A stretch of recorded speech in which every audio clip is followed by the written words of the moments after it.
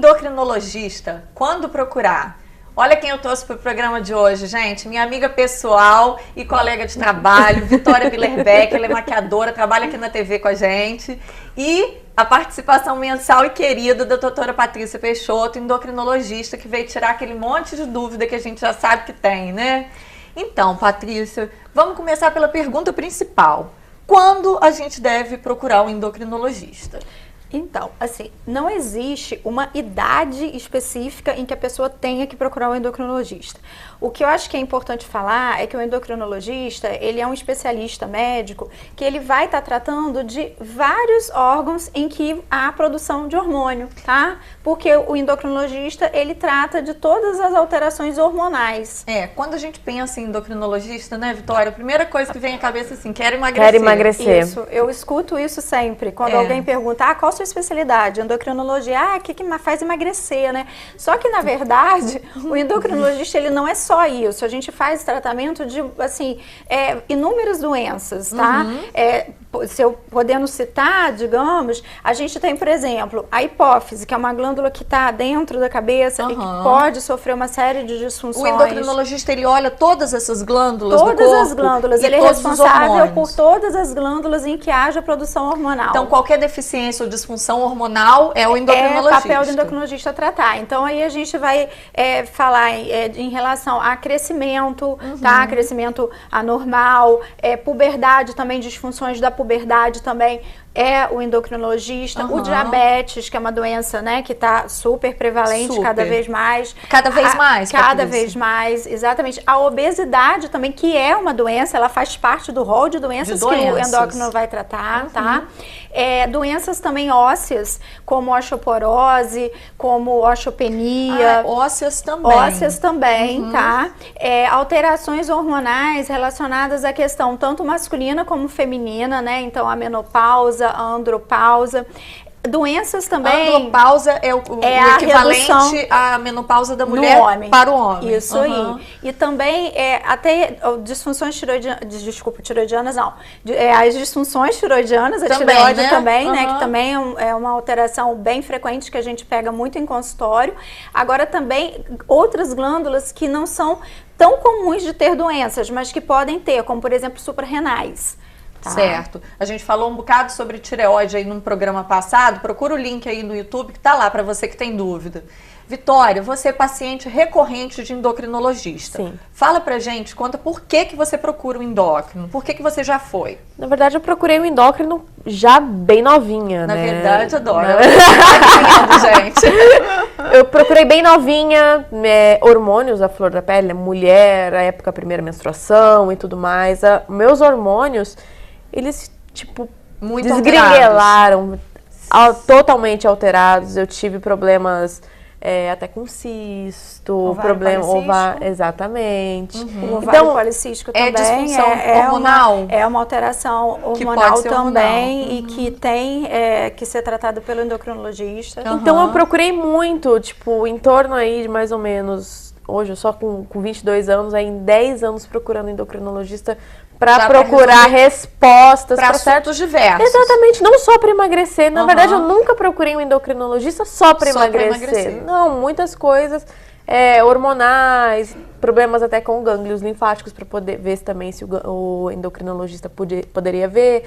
Problemas com relação ao hormônio, que eu sempre tive problema com hormônio.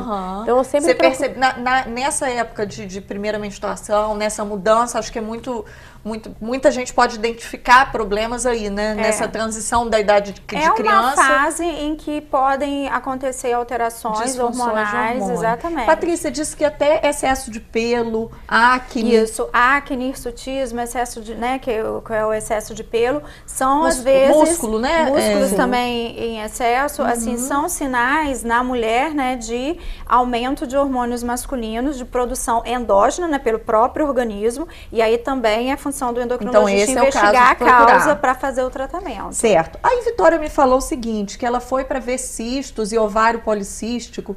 E isso aí não é um papel da ginecologista? Para a gente identificar bem ali, para quem está assistindo. Quando que a gente procura a ginecologista e quando que a gente procura a endocrinologista para tratar desses distúrbios de menstruação, vamos dizer? Então, assim, ginecologista, principalmente no início, né, quando a menina teve a menarca, a primeira menstruação, é fundamental que a mãe, o pai levem a ginecologista, tá? E, na verdade, essa questão de alterações menstruais é algo que pode ser visto tanto pelo ginecologista como pelo endocrinologista. Os dois podem identificar. Os dois podem identificar e até mesmo um dos dois podem tratar. Tá? Eu até sempre ressalto muito o seguinte, acaba sendo um trabalho que muitas vezes é para ser feito em conjunto, entendeu? Não um excluindo o outro, tá? O que acontece é o seguinte, alguns endocrinologistas, eles acabam se voltando mais para outras áreas e não veem tanto a parte relacionada à parte ginecológica, né? Então existe isso, mas em tese todos eles têm capacitação para fazer tratamento de ovário policístico, por exemplo. Certo. E o ginecologista também.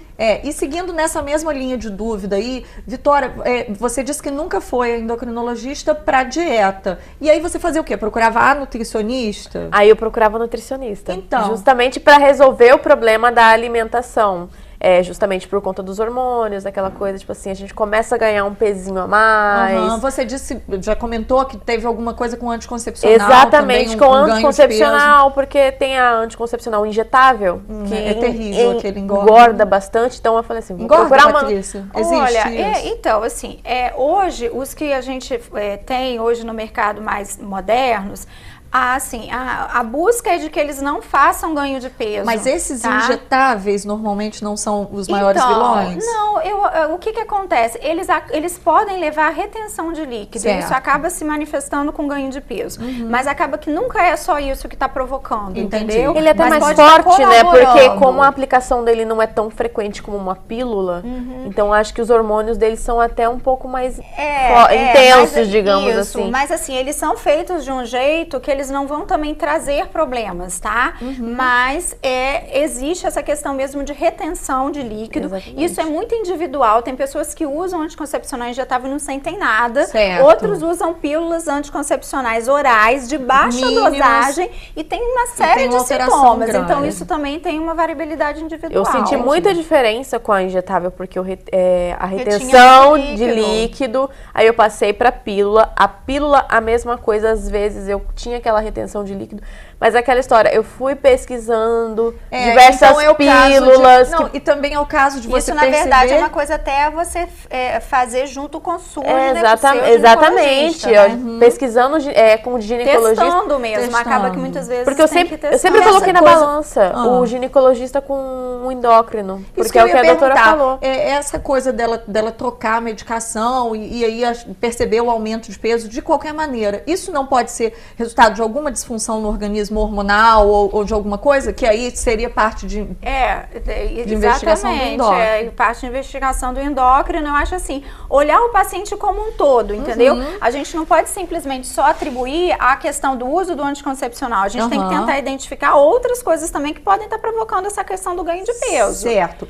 E aí, Patrícia, voltando um pouquinho lá na obesidade e emagrecimento, né? Ela disse que ela procurou a nutricionista. Quando que a gente procura, fazendo a mesma comparação com a gineco, quando que a gente procura a nutricionista e quando que a gente deve procurar endócrino? Ou também é um trabalho de conjunto? Então, o que acontece? Obesidade, sobrepeso, síndrome metabólica, são todas doenças, tá? E baixa de peso também? Baixa de peso também. Tá no mesmo rol? Tá no mesmo bolo. O que acontece? Nessa situação, o paciente, ele procurando o endocrinologista, ele vai fazer a investigação do que está causando o problema. Por quê? Já saiu, não tem mais essa questão de ser simplesmente genética, alimentação incorreta e falta de exercício físico causando excesso de peso, causando a síndrome metabólica. A gente sabe que tem muito mais coisa envolvida, questões metabólicas e endócrinas. A gente já falou até de nascimento, de parto, tem coisas que vêm de antes mesmo da gestação e tudo mais. Então,